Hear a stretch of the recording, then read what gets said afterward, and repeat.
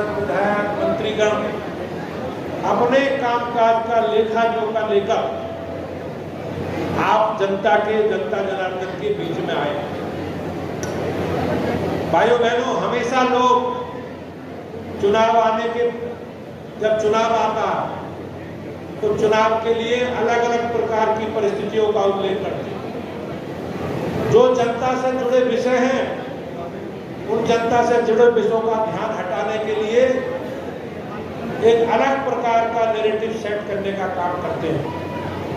लेकिन भाइयों बहनों, हमारी पार्टी का, हमारे देश के प्रदेश के नेतृत्व का ये स्पष्ट मंशा है कि हमें प्रदेश की, देश की महान जनता के बीच में जाना। और जिन लोगों ने मोदी जी के नेतृत्व में भारतीय जनता पार्टी को इतना बड़ा जनादेश दिया, इतना आशीर्वाद और स्नेह दिया, हमें उन कामों को जनता के बीच में जाकर गिनाना। हमने जो काम किए, जो काम हम कर पाए, उन कामों की चर्चा करें। और भाइयों बहनों, जो काम नहीं कर पाए हैं, उन कामों की उन्हें भी आपको अवगत कराना। और एक बार पुनः उन कामों को करने के लिए आपका आशीर्वाद, स्नेह चाहिए। उस आशीर्वाद, स्नेह को आप सब लोगों के बीच में जाकर आपका आशीर्वाद मांगने वाले। भाइयों बहनों, 2014 से पहले किस प्रकार की परिस्थिति थी? 2017 में राज्य में हमारी सरकार आने से पहले किस प्रकार की परिस्थिति थी? उन परिस्थितियों का आकलन हम सब लोगों को करना चाहिए। हमारी सरकार ने भारतीय जनता पार्टी का जो एजेंडा, भारतीय जनता पार्टी का जो कमिटमेंट है, हम लोग जिन विषयों को लेकर इस प्रदेश की, इस देश की, इस जिले की महान जनता के बीच में लगातार रहे। ऐसा नहीं है कि भारतीय जनता पार्टी को पहली बार 2014 में चुनाव लड़ी। हमारा इतिहास बहुत लंबा समय है भाई बहनों। हम 1951 से राजनीतिक क्षेत्र में सके और पहली बार 1952 में हम लोग चुनाव लड़े। और चुनाव के समय हमारी पार्टी का जो कमिटमेंट था, हमारी पार्टी का जो संकल्प था, उस संकल्प को हमारी सरकार ने पूरा किया। हमारी पार्टी ने कहा हमारी सरकार आएगी तो कश्मीर से धारा 370 हटाएगी। हमारी पार्टी ने कहा हमारी सरकार आएगी तो कॉमन सिविल कोड लागू करेगी। हमारी पार्टी ने कहा हमारी सरकार आएगी तो देश को परमाणु शक्ति संपन्न राष्ट्र बना। और हमने कहा हमारी सरकार आएगी तो अयोध्या में भगवान श्री राम के जन्म स्थान पर भव्य राम मंदिर। ये भाइयों बहनों कमिटमेंट है पार्टी। लोग चर्चा करते थे मोदी जी की सरकार बनी 2014 में, तो सभी वरिष्ठ लोग पार्टी के बैठे। लोगों ने कहना शुरू हुआ सरकार बन गई, क्या होगा धारा 370, क्या होगा कॉमन सिविल कोड का, क्या होगा भगवान श्री राम के जन्म स्थान पर भव्य मंदिर का। और लोगों ने अलग अलग विषय और अलग अलग अलंकारों से भारतीय जनता पार्टी के नेतृत्व को, पार्टी के कार्यकर्ताओं को सुशोभित करने का काम किया। लेकिन भाइयों बहनों, देश में संघीय ढांचा और संघीय ढांचे में शासन व्यवस्था में केंद्र भी है, राज्य भी है, जिले भी है, नगर भी है, गांव भी, अलग अलग हमारे उस ढांचे में अलग अलग संपत्ति। देश में 2 सदन की व्यवस्था है, राज्यसभा भी है, लोकसभा भी है। और भाइयों बहनों, जैसे जैसे राज्यों में भाजपा की सरकार बनने लगी और राज्यसभा का शक्ति संतुलन भारतीय जनता पार्टी के पक्ष में आना शुरू हुआ, तो हमारी सरकार ने मोदी जी के नेतृत्व में जो कमिटमेंट थे, जो संकल्प थे, जो घोषणाएं लंबे समय तक, और हमारी पार्टी के लोगों ने, हमारे कार्यकर्ताओं ने उन विषयों को जनता के बीच में ले जाने के लिए लंबा अपना जीवन इस विचार के लिए, इस देश के लिए समर्पित करने का काम किया। उस एजेंडे को लेकर हम लोग आगे बढ़े। सबसे पहले 2019 में देश के प्रधानमंत्री जी के नेतृत्व में माननीय गृह मंत्री जी अमित शाह जी के द्वारा संसद में प्रस्ताव पारित करके देश में टकराव और तनाव और विभाजन पैदा करने वाली धारा 370 को समाप्त करने का काम किया भाई। हमारी सरकार ने 35A को भी समाप्त करने का काम। लोग चर्चा करते हैं कि भारतीय जनता पार्टी का एजेंडा, धारा 370 का हमसे क्या लेना देना। लेकिन भाइयों बहनों, देश में हम लोग धार्मिक आधार पर विभाजन का दर्द झेल चुके थे। 1947 में बहुत बड़ा देश का विभाजन हुआ। किस आधार पर? बहुत बड़ी संख्या में लोग इधर से उधर, इधर से उधर गए, बड़ी संख्या में लोग पलायन करके इधर आए। लेकिन भाइयों बहनों, कहीं ना कहीं देश के जो नीति निर्धारक थे उन्होंने कश्मीर के विषय को उलझाने का काम और कश्मीर को विशेष राज्य का दर्जा देकर एक धार्मिक आधार पर जो मांग थी, विभाजन की मांग को उसे प्रशस्त करने का काम हमारी पार्टी का संकल्प था और आज भी है कि हम और कोई धार्मिक आधार पर देश का विभाजन स्वीकार नहीं करेंगे। देश में टकराव, तनाव और अलगाव पैदा करने वाले किसी भी व्यवस्था को स्वीकार नहीं करेंगे। और उसी का ही संकल्प है कि आप सब लोगों ने हमें ताकत दी, हमें शक्ति दी, लोकसभा में हमारा बहुमत दिया और मोदी जी के नेतृत्व में धारा 370 को समाप्त करने का काम किया। हमारी सरकार ने, आपने देखा होगा, 1998 में माननीय अटल बिहारी वाजपेयी जी के नेतृत्व में समवित सरकार का नेतृत्व करने का काम अटल जी को मिला। हमारी सरकार ने देश पोखरण में परमाणु विस्फोट करके देश को परमाणु शक्ति संपन्न राष्ट्र बनाने का काम किया भाई।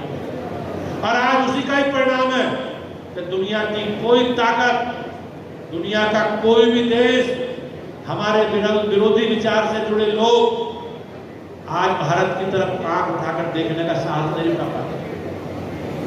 हमने उस काम को भी पूरा किया और हमारी आस्था और हमारी परंपरा से जुड़ा और हमारी विरासत को आगे बढ़ाना, भगवान श्री राम के जन्म स्थान पर मंदिर को बनवाने का काम भी इसी सरकार में भारतीय जनता पार्टी के। हमारी सरकार बनने से पहले किस प्रकार की परिस्थिति थी? उत्तर प्रदेश में आप देखोगे तो किस प्रकार से अराजकता, गुंडागर्दी, बेईमानी, भ्रष्टाचार, और ये भाइयों बहनों केंद्र में भी होता है।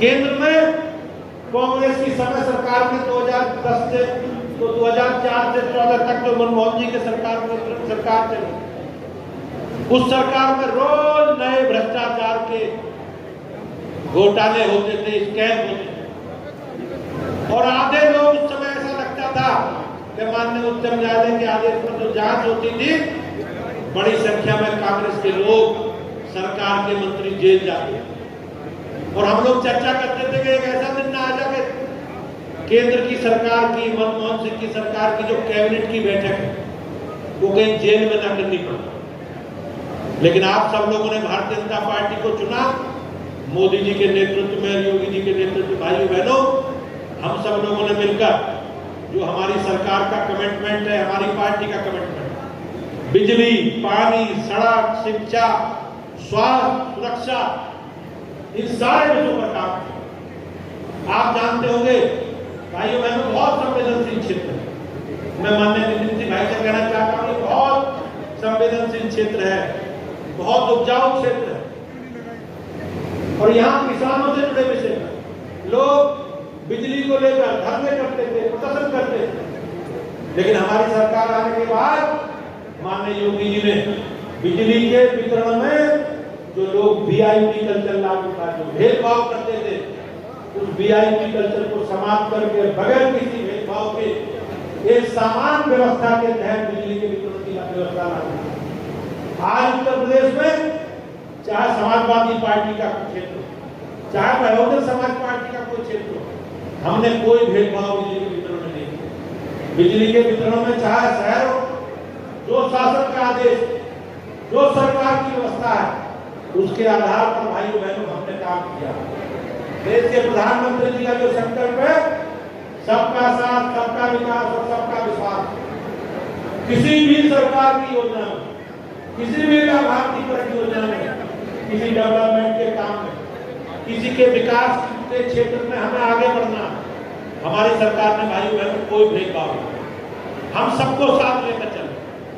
आज जो माननीय प्रधानमंत्री जी का, मुख्यमंत्री जी का संकल्प है, उसे भाइयों बहनों हम सब लोग आगे बढ़ा रहे हैं। आप देखते होंगे जिस प्रकार से उस समय परिस्थिति थी, और पश्चिम क्षेत्र के लोग बहुत अच्छे से जानते होंगे किस प्रकार से पूरा प्रदेश दंगाइयों के हवाले था। पूरे प्रदेश में 2012 से 17 तक दंगे होते थे, और दंगा सरकारें, उस समय की तत्कालीन सरकारें दंगाइयों के साथ खड़ी रहती थी।